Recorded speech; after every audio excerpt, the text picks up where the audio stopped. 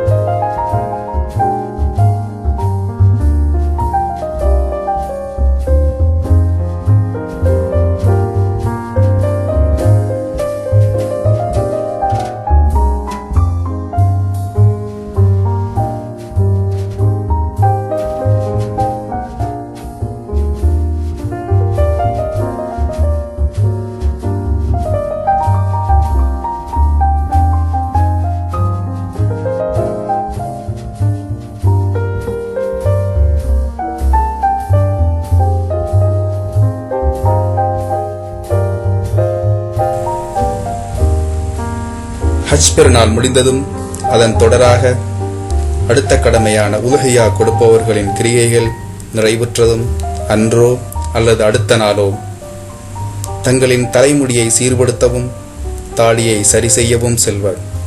அப்படியாக செல்பவர்களில் ஒருவனாகத்தான் நானும் நடைபோட்டேன் பழமையாக செல்லும் முடிவெட்டும் கடைக்கு.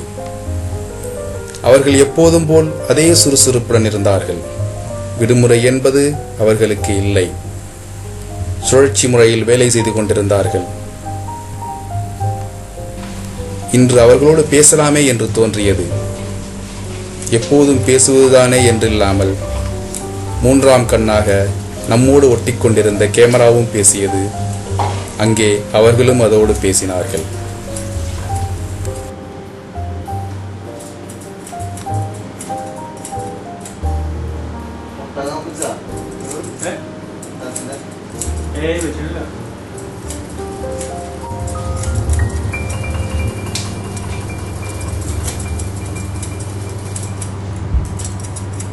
அவர்களின் வேலையில் அப்படி ஒரு தொழில் சுத்தம்.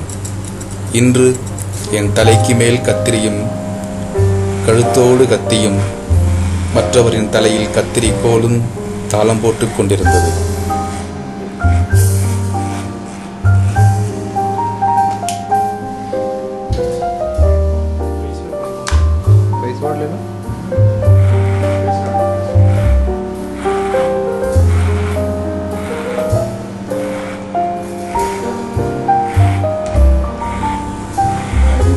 இவர்களை கடந்த 4 வருடங்களாக தெரிந்த எனக்கு அமைதியாக முடிவெட்டவும் மற்றும் தாடி ட்ரிம்மிங் செய்வதுமாக இருந்து வந்தேன். அவர்களாக கேட்கும் அடுக்கடுக்கான கேள்விகளுக்கு அப்படி கேட்பது அவர்களின் மண் வாசனையின் எழுதப்படாத சம்பிரதாயம். என்னால் முடிந்த பதில்களை சொல்லிவிட்டு என் கர்மமே என்று வந்து விடுவேன்.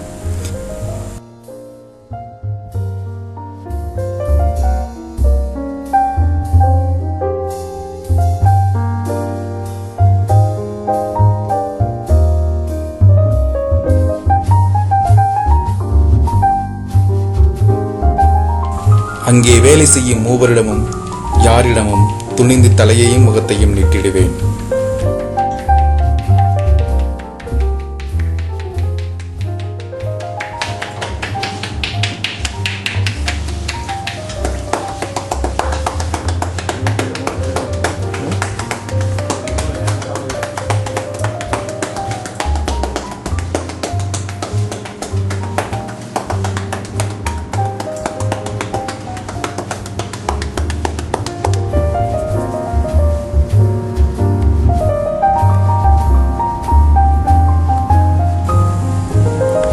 வழமையாக காலை 6:30 மணிக்கு திறக்கும் இவர்கள் தொடர்ந்து இரவு 11 மணி வரை கடையை திறந்து வைத்திருப்பார்கள். அதுவும் வியாழன் என்றால் அன்று இரவு 12 வரை நீளும்.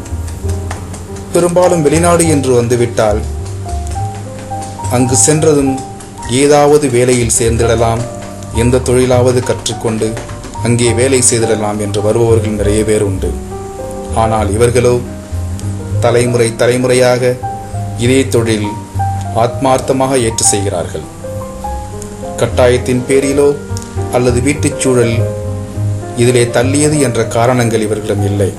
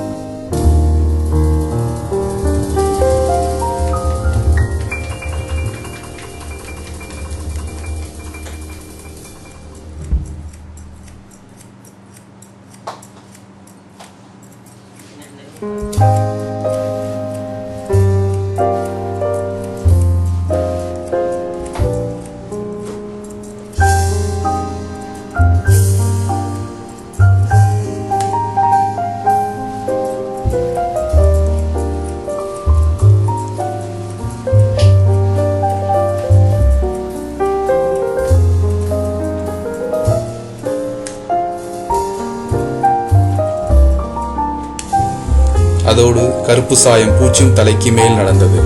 அது எனக்கல்ல, மற்றவருக்கு.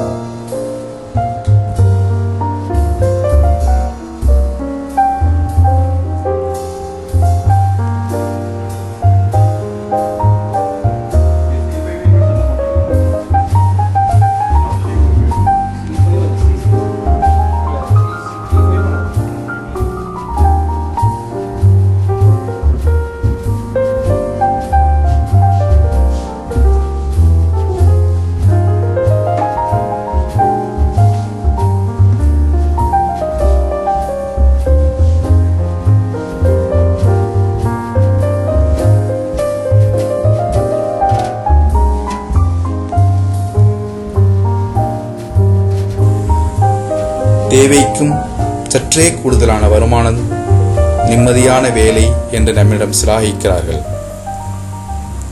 பல மொழிகள் பேசும் மக்கள் இவர்களிடம் தொடர் வாடிக்கையாளர்கள். இதில் சிலர் வார விடுமுறையில் மிக தொலைவிலிருந்து வந்து இவர்களிடம் முடிவெட்டவே வருபவர்களும் உண்டு. பேச்சில் இனிமை, கையில் கத்தியோ எடுத்துவிட்டால் நேட்டோ படை அருகே வந்து முகாமிட்டிருந்தாலும் கண்டுகொள்ளாமல் கர்மமே கண் என்று தன் பணியினை தொடர்ந்திடுவார்கள். மேற்படி சொன்ன கத்தியோ கையில் எடுக்கவில்லை என்றால் உள்ளூர் அரசியலும் சரி, வெளிநாட்டு அரசியலும் சரி, இல்லை தோனி அடித்து ஆடிய ஆட்டமானாலும் லியாண்டர் பைஸுக்கு எத்தனையாவது பட்டம் என்பதும் தமிழக முதலமைச்சர் அம்மாவை நேற்று சந்தித்தவர்கள் வரை என்று அலசுவதிலும் சொல்லவா வேண்டும் இவர்களின் பேச்சுக்கு.